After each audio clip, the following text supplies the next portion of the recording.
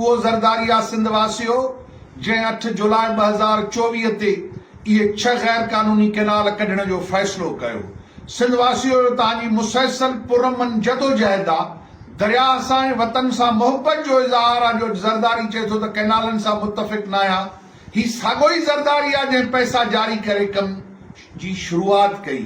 मां अस्सलाम वालेकुम जीए सिंह जीए साईं जीएम सैयद आसिफ ज़रदारी पार्लियामेंट जे गॾियल इजलास में जेका तकरीर कई आहे त केनालनि सां मां मुतफ़िक़ न आहियां। ही उहो ज़रदारी आहे सिंध वासियो जंहिं 8 जुलाई 2024 ते इहे 6 गैर कानूनी केनाल कढण जो फ़ैसिलो कयो। सिंध वासियो तव्हांजी मुसलसल पुरमन जदोजहद आहे। दरिया सां ऐं वतन सां मोहबत जो इज़हार आहे जो ज़रदारी चए थो त केनालनि सां मुतफ़िक़ न आहियां। ही साॻियो ई ज़रदारी आहे जंहिं पैसा जारी करे कम जी शुरूआत कई।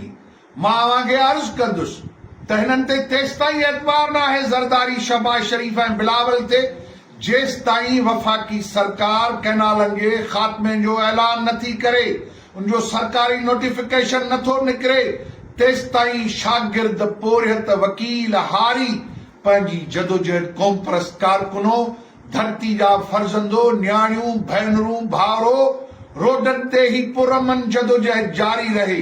केनाल मंज़ूर न आहिनि, सिंधु वहंदो रहंदो। इहो फतेह असांजी तॾहिं थींदी सिंध जी जॾहिं सरकार केनालनि जे ख़ात्मे जो ऐलान करे। सरकार आसिफ ज़रदारी जी आहे, शहबाज शरीफ़ जी आहे, बिलावल ज़रदारी जी आहे, सरकार बुराद शाह जी आहे। तंहिं करे जेसिताईं वफ़ाक़ी सरकार फ़ैसिलो नथी करे अनाउंस, तेसिताईं हीअ जदोजहद जारी रखूं। फतेह सिंध जी थींदी।